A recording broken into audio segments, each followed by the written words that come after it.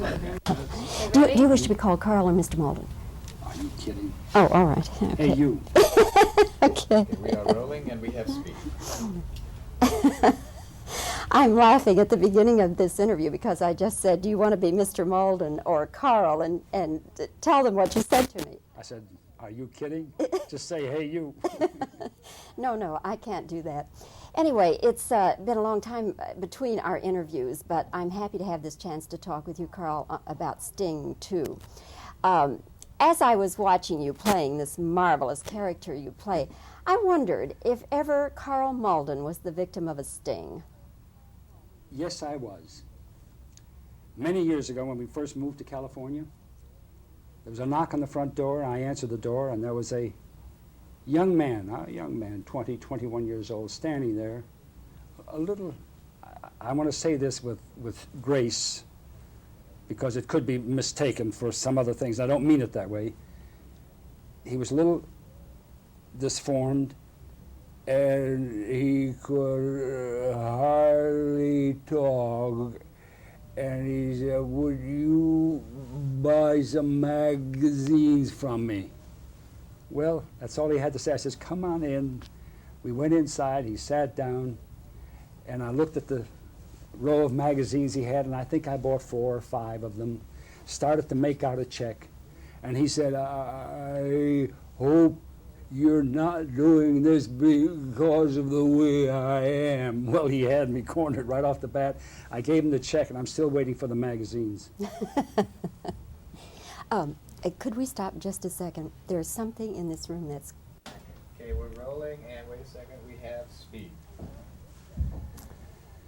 And so to this day, no magazines. That's right. Karl, do you know whether or not there was ever any thought even of trying to do Sting 2 with Newman and Redford? I haven't the slightest idea, dear. I don't know. I was only asked if I'm interested, and I read the script, and I said I am, who's in it, who's directing it, and they told me, and that was good enough for me. I don't ask questions. I go and just do my job. You knew, though, Jackie Gleason was going to be in it? Yes, I did. That was one of the incentives for me, and also Jeremy Kagan, who had just directed The Chosen, which I liked very much, and I thought this is a good young director who I'd like to know. And those two things were very good empathy for me to go ahead and do it. Had you ever worked with Gleason before? Never. Never. I've been an admirer of his and his style and his series, that TV show that he's done for, what, 10, 15 years? And this was an opportunity to work with these people, and I enjoy it. I look for those places now. I look for places. I've been fortunate in my career to have worked with Roz Russell, Betty Davis, Claudette Colbert, Eddie G. Robinson, Spencer Tracy. And I feel that a lot of the young people have missed that part. For me, they were the glamour of the medium, and I've had a chance to work with them, and believe me, every one of them was a pleasure. And Jackie's in that crowd. Karl, of course, you're too modest to include in that litany you just gave us. You're too modest to say that you won an Oscar for Best Supporting Actor in Streetcar Named Desire. Yes. Yes. Okay, very quickly, tell me who your competition was for the award that year. My friend Kevin McCarthy, Death of a Salesman. Peter Ustinov for Nero. In the same picture, Leo Genn or Leo Glenn? Leo Genn. Genn. Leo Genn. Quo Vadis. Mm-hmm. And I don't know the other one. Do you? Yes, I do. Who? Gig Young. Gig Young, that's right. Come fill your cup. But I won. Were you? But I knew what? I knew 3 out of the 4. Do you know that most people I ask cannot remember but maybe one of the competitors? I did. Who did you consider your toughest competition that year? Peter Ustinov for Nero. Were you surprised you won? Yes, I was. Can I tell you an anecdote about Please. that night? It was a long time ago. I was still living in New York. I was here making a film. I was under contract to Warner Brothers, and I was working at Warner Brothers. And I got my tux, and I got prepared. And not knowing how things are run in this town, I had a coat, a top coat, which I wore, which nobody else wore. But New Yorker, you know, you put a top coat on. And I drove my car Everybody came in limousines. I drove my car, which was a rental, incidentally. And I sat next to, on the aisle was Humphrey Bogart, Lauren Bacall, myself, an empty seat because that was for my wife who was in New York at the time. And then I don't know who was on the other side. And when they called my name, my coat was on that empty seat. And the only thing I could think of is, as I walked by, I said, Bogart, will you watch my coat? So he didn't say anything, and I went up and got it, went backstage, and about 5 or 10 minutes later, Bogart came because he had won it that same year. And when I saw him, the first thing I said is, what did you do with my coat? He said, kid, forget the coat. You got an Oscar. Wonderful story. Wonderful story. This year, who do you think is going to get Best Actor? Is it going to be Ben Kingsley for Gandhi? Is it going to be Paul Newman for Verdict? Who do you think? You're putting me on the spot a little bit, aren't you? I'll tell you what picture I voted for. I may as well Gandhi. I voted for Gandhi, and I voted for Attenborough. I have a feeling that the young man that plays Gandhi is going to get it.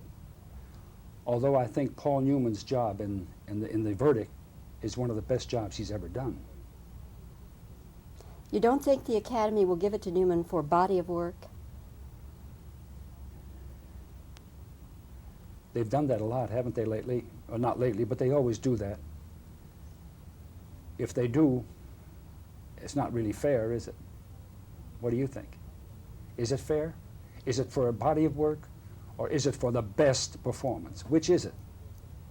Why don't they have one for a body of work over the past 10 years? I've always said, you'll see as you come down, since you're on the academies, as you go down the list of Academy winners, you will see that quite a few of them are what I call first-time outers. The first time they're in something that is, they get it. I'd like to see for a period of 5 years.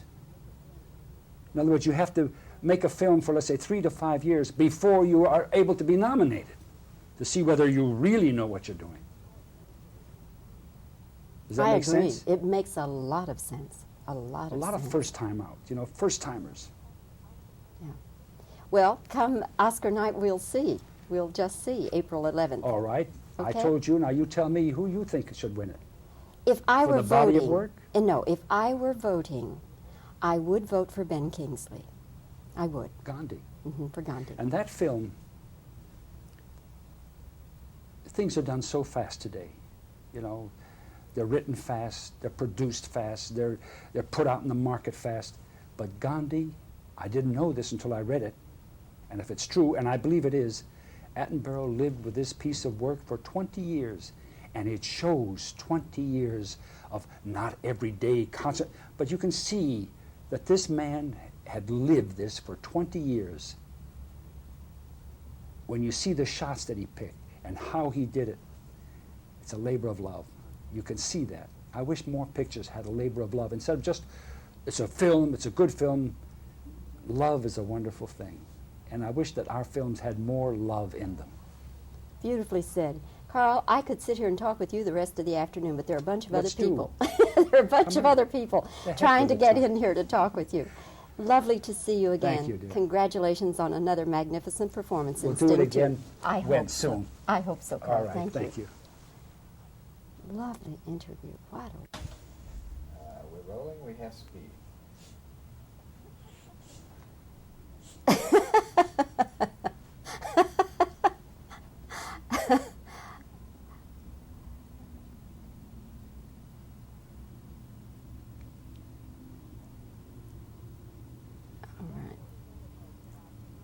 What do you remember most about the night you won the Oscar? Do you remember your competition that year for the Oscar?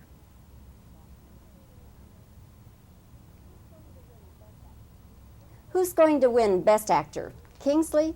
Hoffman? Newman?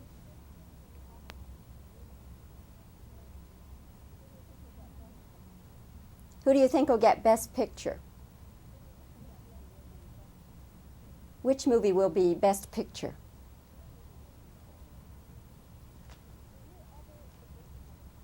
Were you ever the victim of a sting? Okay. All right. Let's That's great. You got not. that.